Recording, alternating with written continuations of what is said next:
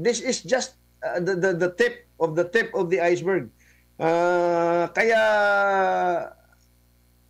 we need a great reset talaga, Paul. Sorry to say that. No, I'm not espousing any violent means of protest, but I think hindi na yung call for them to step down and wala na. Bongbong, it has to be from the top down. It's not working our way from the bottom up. It's not going to work. It will take us years. It has to be from the top to bottom. Mm-hmm. We can only change what is at the bottom if we change the one on top.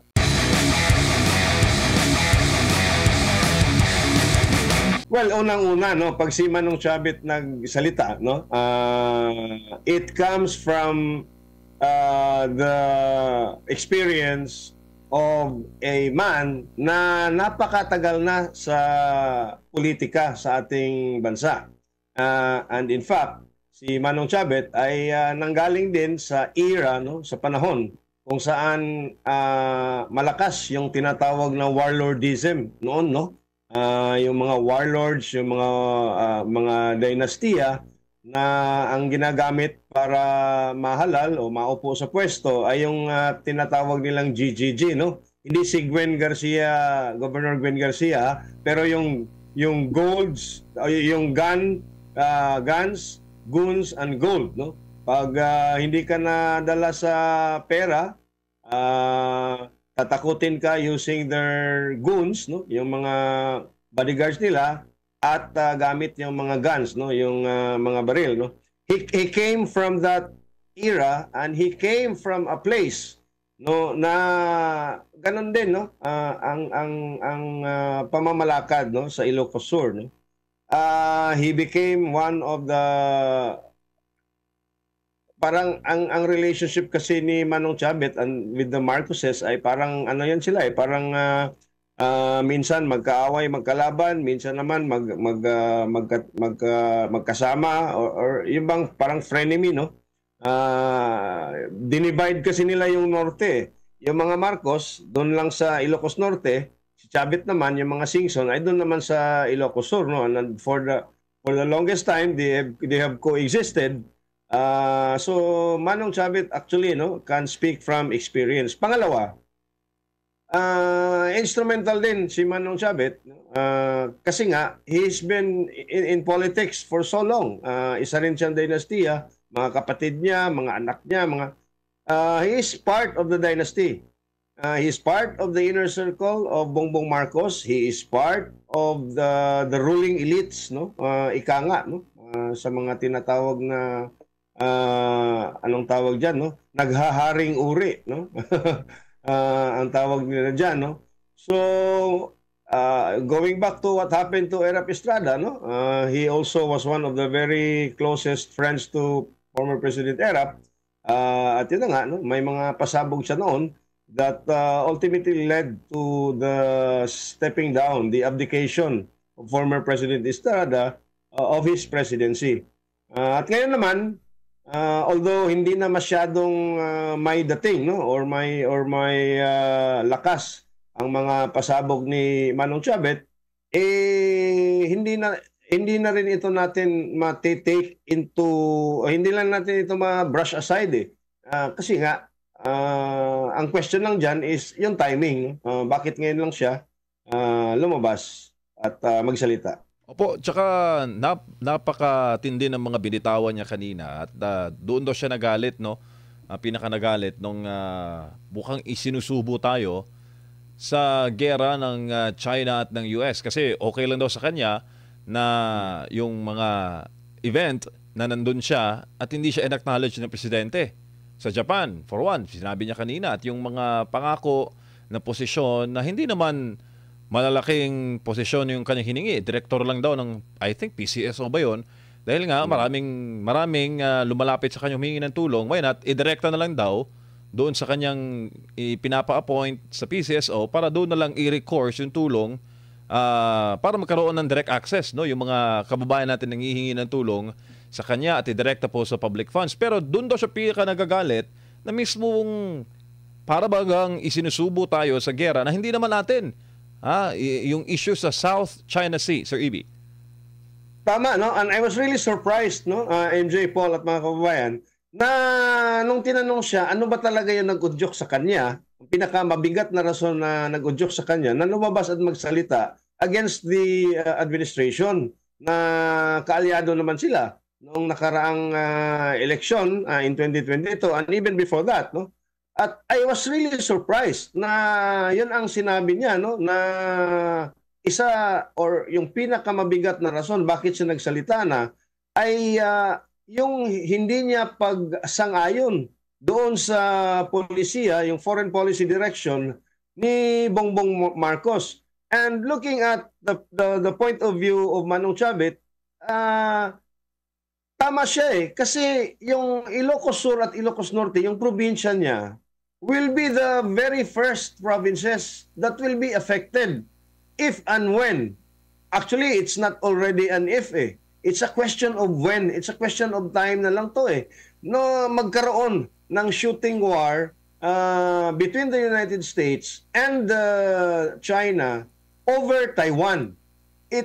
People are saying, no, internationally across the national strategy or the national security discourse, no, sa mga global geostrategic specialists at mga security analysts, in the next 3 to 4 years daw, baka may magkaroon na ng shooting war. So I understand perfectly now bakit yon ang nagiging rason ni Manong Chavit. Kasi nga sila talaga, kasi nasa northernmost portion sila The Taiwan Strait, if I recall, yung pinaka southernmost tip ng island of Taiwan is roughly 80, let's just a few tens of kilometers, less than 100 kilometers, no, from the proposed EDCA site ng nasa Mabulis Island ata yun, no? And I understand yung galit, no, ni Manong Chavit sa pulisiya nga nitong si Bongbong Marcos, NJ. Opo, at nag-review pa siya na okay naman daw dati yung foreign policy, tapos nung pagpunta daw ng US, pagbalik, iba na ang kurso at masyado daw nagpapagamit sa mga onak, sa mga kano, Sir Ibi. Alam naman natin na mas dumami ang access na mga kano sa EDCA sites, na alam din natin na ang China pumapalag dahil yung mga sandata na nandoon, no, na sa EDCA sites, nasa loob ng kampo ng ating mga militar, ay nakatutok din sa kanila sakaling sumiklab ang South China Sea o yung tensyon sa Taiwan. Tama, no, MJ, no? At ang sinabi nga, no, I really admire Manong Chavit, no, keeping track of what really happened, no. Kasi nga tama siya, no, after kasi unang binisita ni Bongbong Marcos ang China, yung Beijing, and it was there that he committed to continue the independent foreign policy direction of the former President Rodrigo Duterte, kung saan nga isa yun sa mga rason bakit bumoto yung mga tao sa kanya, even if he was a Marcos and PRRD was against his candidacy. Pero ang nangyari nga, no, in September of 2022, the very first time he went to America, bigla siyang nag-U-turn 360 degrees at para bang merong nangyari doon sa unang pagbisita niya sa Amerika, nung UN visit niya. At biglang nagbago yung kanyang loyalty, no, kumbaga, no. At mukhang nung panahon na yon, he leaned to the United States, and surprisingly around January of 2023 or February of 2023, I was just new to the blogging site noon, MJ, no, and it was actually my post about the expose of this foreign or American interventionism sa South China Sea na nagpropel sa aking pages at sa aking account na ma-share ng kung sino-sino at lumaki yung followers ko. Around February of 2023, no, less than half of his term, yung first year term ni Marcos, yun na nga, no? Nag-umpisa na rin, idinagdagan yung EDCA sites at nag-umpisa na yung Atin Ito Coalition na yung pala na-discover natin, it was a playbook of the Americans, no? At ang implementer dyan ay si retired US Air Force Colonel Colin Powell, Ray Powell. Ang tawag dyan is Project Mushu. At ang kaakibat nila dyan is the Atin Ito Coalition of the Akbayan Party List.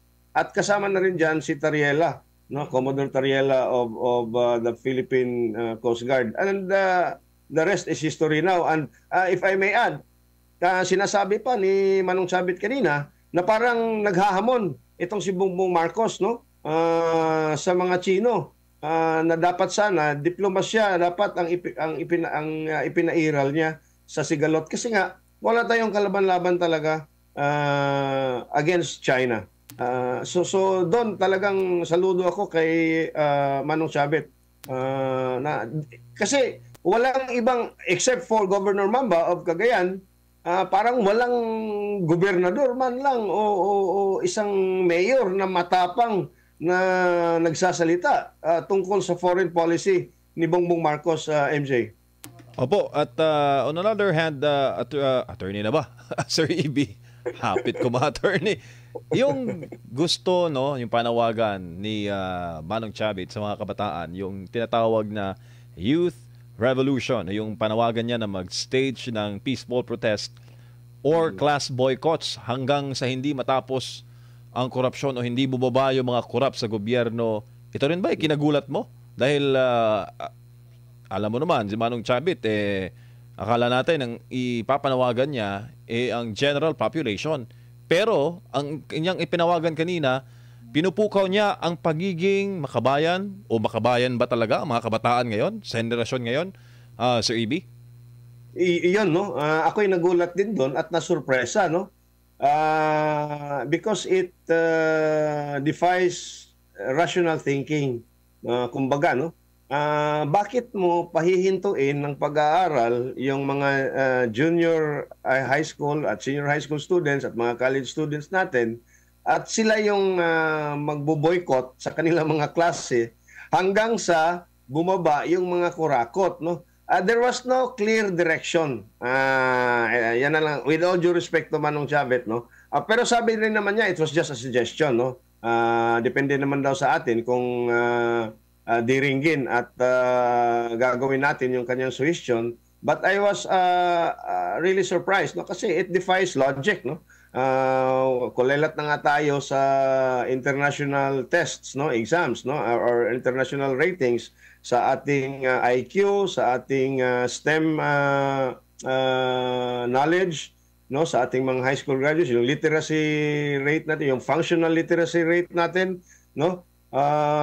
Kasi nga siya na rin ang may sabi no na walang bababa diyan because tinanong nga siya ng isang reporter kanina kung dito sa parang sa SMNI reporter ata yun ang nagtanong kanina yung babae kung meron ba siya sa tinagal-tagal ni Manong Chavit sa politika dito sa Pilipinas, tinanong siya ng isang babae kung meron na bang isang politiko na kurakot na kusang loob na bumaba, no? Na walang pressure, no? Makikita naman natin sa history na hindi yan talaga bababa pag walang pressure from the taong bayan, no? So I really don't understand yung call to action ni Manong Chavit. Siguro ayaw na rin siguro niya na mapagbintangan ng inciting to sedition. No, I understand perfectly well yung kanyang ano. Pero to call on the students to stop going to school until such time na bababa yung mga kurakot na politiko na hindi naman niya direktang pinangalanan, no? Ako kanina, to be honest, no, with all due respect nga again, no, to Manong Chavit, medyo nahihilawan ako doon sa kanyang call to action, MJ, to be honest. Sir EB, si Paul po ito. Ano yung sa overall ba no kay dako na kayo ng issue nga corruption?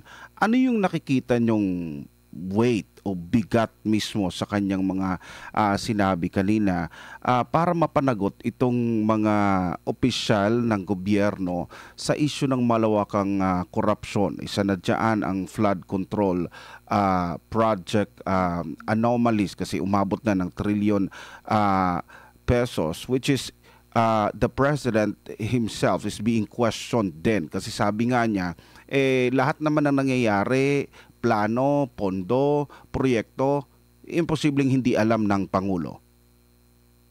Tama, no, Paul?